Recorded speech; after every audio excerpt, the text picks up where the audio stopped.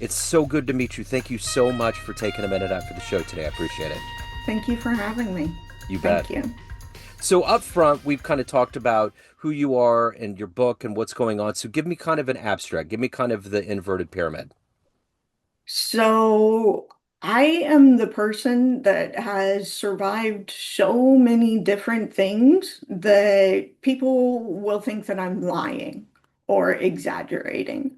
And that's a small part of the reason that I posted, like I on my website, Unbroken Caldwell, I have my Children's Protective Services case files, and it covers everything from like psychiatric evaluations, my intake into CPS, like how I came to be in foster care, kind of the background of my life, everything, letters that I wrote to my best friend from eighth grade when I was in Germany. So I actually have documentation, which is kind of unique. The main reason I included all of those documents is because my secondary goal for my book, Unbroken, Life Outside the Lines, is to have it used in classrooms for students that are going to be studying psychology, counseling, specifically early childhood trauma. Yeah.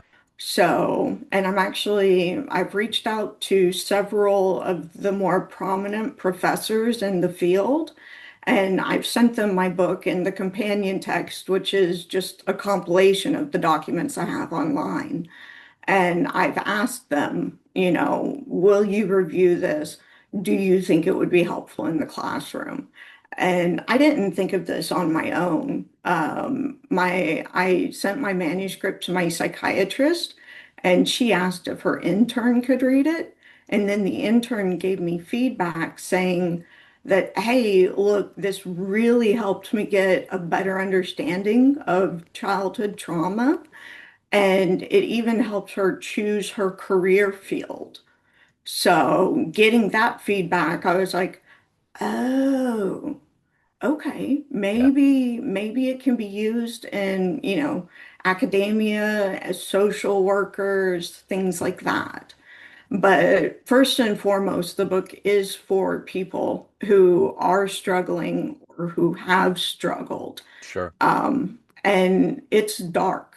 I'll be very honest. It's dark and it's not an easy read. But it is ultimately a story about triumphing over just some horrific adversities. The blows just kept on coming for Yeah. me.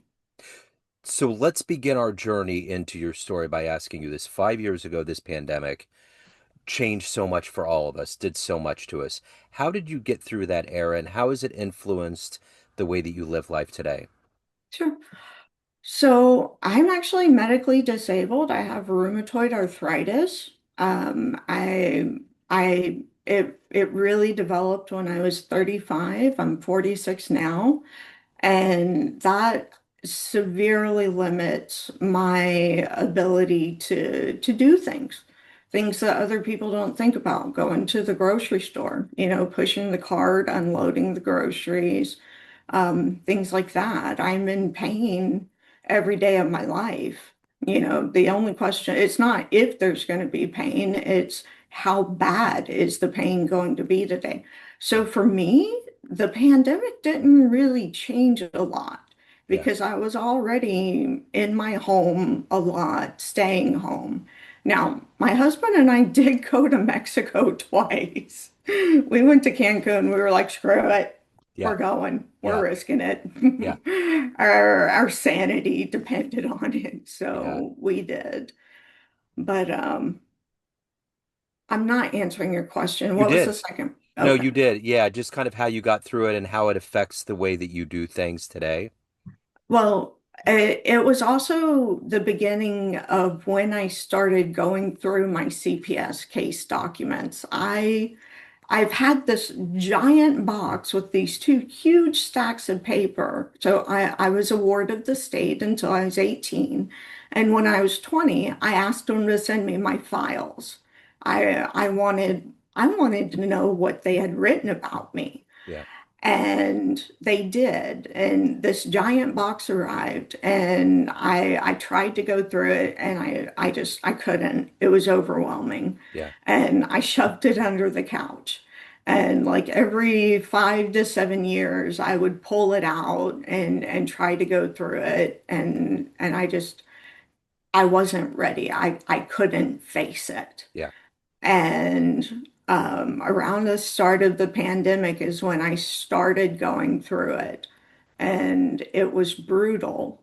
But because I'm like expert level at repression and compartmentalization, Yeah. each trauma I've had, I put in a box, a metaphorical box, and it goes on the shelf behind the door, like everything's nicely, neatly tucked in the past.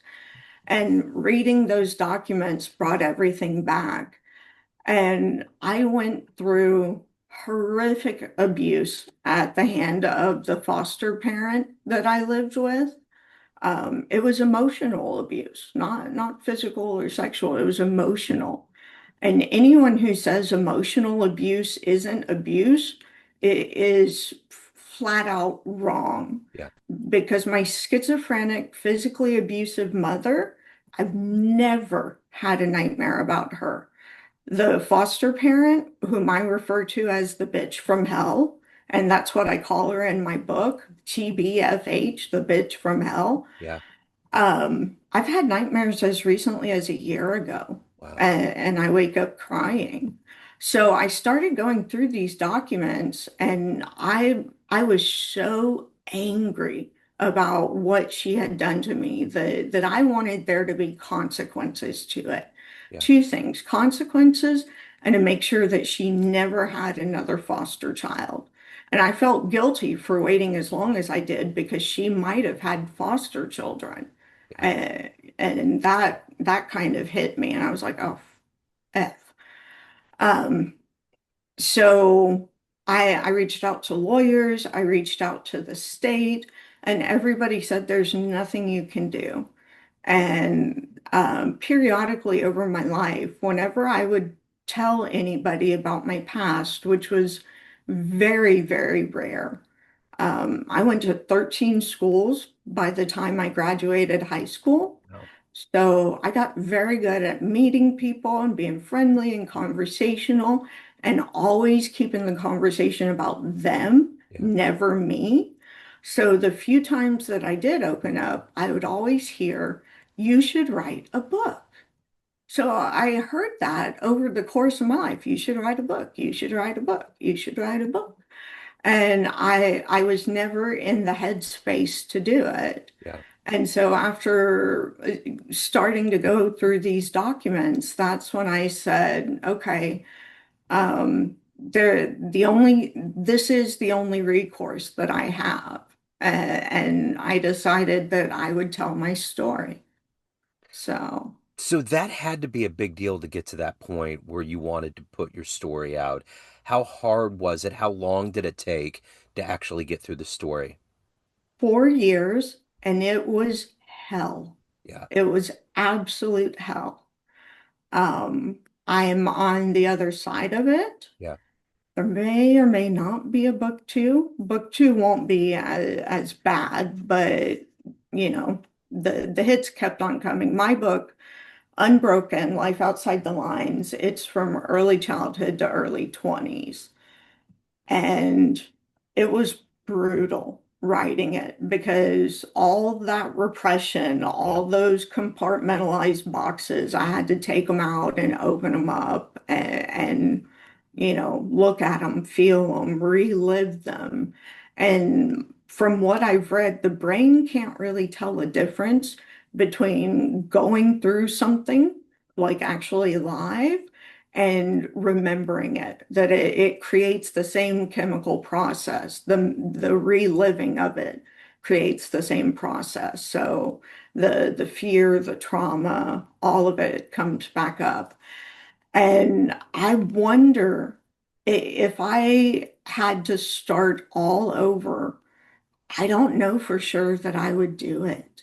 Yeah, That's how difficult it was. yeah, I hope I would because it is for others. It's for, people who've been through hell or are going through hell. It's if I can go through it and get through all of that, you can make it and you can get through what you're going through. yeah, That's my primary goal with yeah, this book. And I'll consider it a success if I change, and I mean like truly, profoundly change one person's life. yeah, If I can do that, which is a big ask, people don't change. They may, changing habits, changing behavior, changing thought patterns. It's a big ask. But if I can change one person's life, that I think that will make it worth it for yeah. me. So, So, throughout your life leading up to writing the book, who was that inspiration or that hero that allowed you to stay strong, to see the light, to get to a point where you felt like you wanted better for your life? I felt like I wanted better for my life. Um, that would be me. Yeah. I've been basically on my own since I was 7 years old. My mother had me when she was 19. And schizophrenia develops in late teens and early 20s. So as I was an infant, a toddler, 5, 6 years old, her schizophrenia was developing. But my grandmother, we lived with our grandmother along with all four of my grandmother's children. My grandmother interceded and she was my guardian. She was my shield. She protected me from my mother's oddities. At that point, she wasn't full-blown crazy. That would come later. Yeah. But my grandmother protected me, and she passed away when I was 7 years old. And that's when my childhood ended. So, if you could meet a survivor, if you can meet somebody that has gone through some of the things that you've had to go through, Mhm. whether they're famous or not, is there someone you would love to meet and talk to, spend some time with that might help you on your journey? Um, Jeanette Wells, Yeah. probably. And I'm drawing a blank on the name of her book. It's The Glass Castle. Okay. Have you heard of I've heard her of the or Glass Castle, yes. Yeah. okay. Whenever I've had my manuscript reviewed, it's been compared to Educated and The Glass Castle, which are huge honors Yeah. to even be named in the same sphere. Yeah. So, I would like to meet her. She came from a dysfunctional family, and I don't think her mother was ever officially diagnosed, but there's some mental illness going on there. Yeah. So, what gets you up every day? What is the motivator for you to get up, to do this work, to promote your book, to promote this new outlook on life, to help others? What is that collective energy? And to also protect yourself. I mean, you still have to deal with everything that you've overcome in your life. How do you protect yourself and then look to motivate and help others? So I have set an expiration date. December 31st is really the last date that I'm going to be actively marketing, promoting, being on podcasts. I think I have 3 or 4 scheduled for next year, but I have that deadline, and my ego wants to make it a success. Yeah. Um, that and the goal to have it out there and available. People have to know about it and know that it exists in order for it to help them, in order for it to be successful for my goals for it. So, um, yeah, and the highest honor that I can think of would be having it used in academia, Yeah. because I've got the firsthand account of all the abuse and trauma, and then I have the clinical component, the psychiatric evaluations, the monthly therapist reports, the foster parent reports. So when you view both of them, you can really get a full understanding of the entire picture. Yeah. And the very first psychiatric evaluation that was done on me, I include it at the end of the book along with the abuse diagram that shows the bruises that I had from the last beating that my mother gave me. So So if you had a dream and ran into that younger version of you, say 7, 8 years old, and you could give that version of you a piece of advice based on all of this that you've overcome, writing your book, getting to this evolved place in your life, what advice or what would you say to that young version of you? hold on, just hold on. It's going to get better. The life that I have now, if you had taken the 15-year-old Adrienne and said, this is the life that you're going to have, 15-year-old Adrienne would have called you a liar. There is no way I would have believed that I would have the life that I do now. My life is amazing. I have an incredible husband. My daughter is thriving and doing well. I'm happy. Yeah. Um, so it would just be to hold on, and this isn't permanent. Your life is going to change. And saying it to the younger Adrian would have been really helpful, because I attempted suicide the last time with a gun, and I did pull the trigger twice. So, in fact, I don't know how many times I've attempted suicide, because one of them occurred during a blackout. I was drunk and I blacked out and I attempted to kill myself. I woke up in the hospital bed, and my Aunt Rose, who's my second mother, she was in the doorway, and I asked her what happened. I had no recollection of the evening, and she said, well, you tried to kill yourself. You swallowed a bottle of pills. And I was like, no, I didn't. No, I didn't. Yeah. I swear I didn't.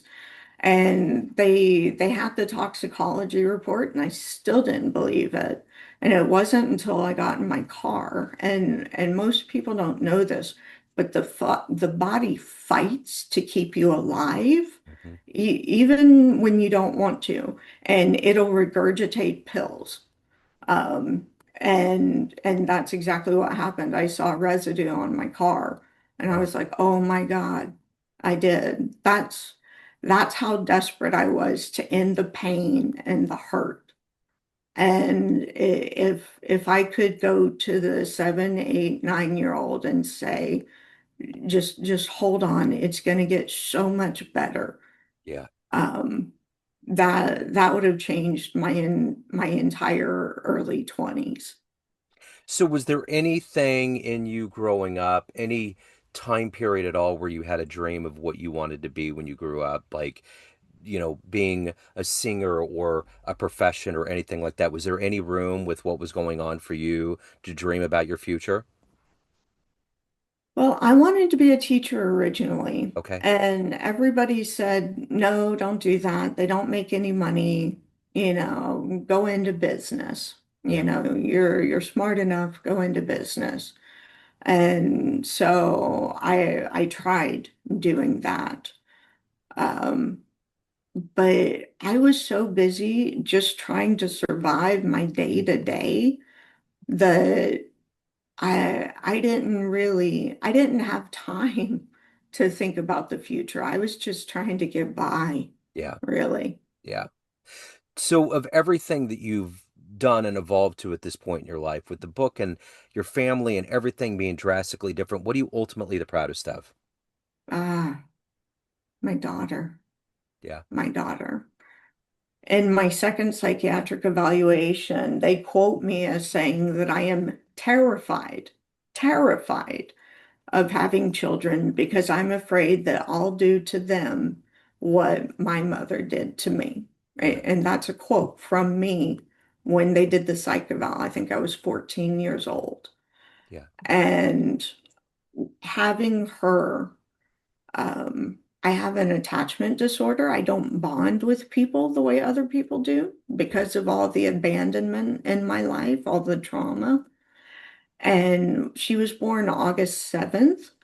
And I told my husband, and his parents were over. I told him to just take her and to raise her, that I couldn't do it. And I kept saying this, and I was drinking after she was born. And November 8th, I woke up on the bathroom floor. I was asleep, well, passed out on the floor mat in the bathroom. And that was the day that I decided that I was going to raise my daughter and give her the childhood that I didn't have. yeah. And it's my sobriety date. Wonderful. So she is the reason I got my life together and really, really tried to excel. Now, she didn't have the childhood that I wanted for her. Her dad passed when she was 10 years old. I was a widow at 35. Wow. So, didn't have the perfect childhood. I am remarried. Her stepfather's amazing. She's in college right now. She's going to be a teacher. And yeah, I am so incredibly proud of her. And, um, she's amazing in spite of me. Right on. So let me ask you this. Now that you're on the other side, you've written the book, you're wanting to get it into the classroom, people are reading it. Now that you're on the other side, has it been cathartic? Has it been a healer for you to go through this? Absolutely. Yeah, Absolutely. It really has.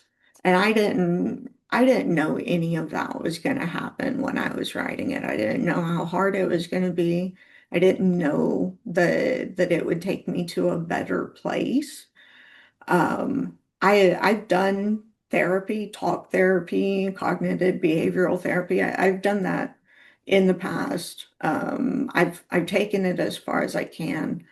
I'm actually going to start doing TMS. I don't know if you've ever heard of it. It's yeah, transcranial magnetic stimulation. yeah, And because apparently when you go through trauma, it actually damages the brains, like the neural connections get damaged, wither, die. And the TMS is supposed to revitalize yeah, them. So I have it approved, but it can make you emotional. And I still have podcasts to do, so I think I'm gonna hold off until January. yeah, My December 31st cutoff date, and then start in January.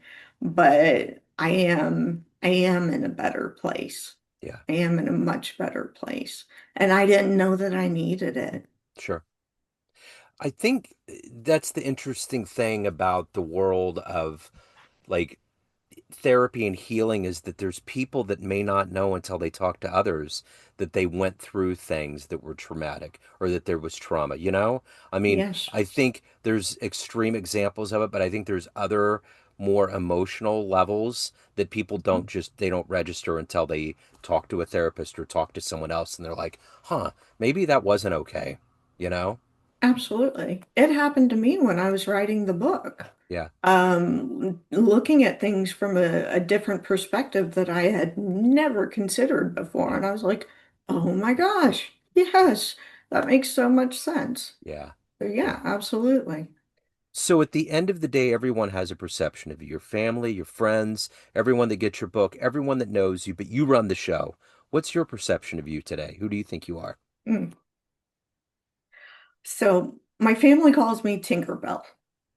Um, because I get a little miffed and if there's something wrong, I'm very vocal. I'm not shy. And if something's wrong, I let people know, hey, you know. Um, and because I didn't grow up in a normal environment, I wasn't raised with the same social skills that other people were. So, I, who am I? I try really hard to be a good person, a kind, good-hearted person. I feel like the first 20 years of my life, I wasn't a good person, and I know that. And in Unbroken, Life Outside the Lines, in my book, I acknowledge that. I share that. And I even received feedback that said, hey, this might make your reader, turn off from you. You almost sound like the villain, and you should change that. And I said, no. No, I sound like the villain because I was. I did things and I hurt people, and that's the truth. And I'm not going to gloss over it or sugarcoat it or anything like that. So I say first 20 years, not a good person. I've spent the last 25 really trying to make up for it in as many ways as possible. And the people that I did hurt, um, I've done my very best to make amends. I'm not doing the 12 step or anything like Sure. that. Um, but I have reached out to the people that I could find and let them know that I know I hurt them and I am deeply sorry and I regret it. So that's been painful, but healing as well. And I don't need their forgiveness. There are some people that I don't deserve forgiveness, but um, they deserved an apology and they deserve to know that I know what I did was wrong. Yeah. So the full story, Unbroken, Life Outside the Lines. If anyone wants to get a copy, they want to reach out. Any of the other good business questions, where do they go? So, any major book retailer, Amazon, it's available for pre-order or available, depending on when this comes out. And unbrokencaldwell.com. That's my social handle on Facebook, Insta, LinkedIn, and also my website, Unbroken Caldwell. And I have photos, I have the documents, I have reviews. Anyone who wants to read the prologue in chapter one, there's just a quick form, name, email, and they'll get the prologue in chapter one. But yeah, any major retailer, Okay. it's available. Excellent. I will put links in the show notes. What a courageous story. Thank you so much for taking time out today. Best of luck with the release. Best of luck with everything. I appreciate it. Thank you very much, Joe. It's been a privilege to be here with you. Thank you. I appreciate it.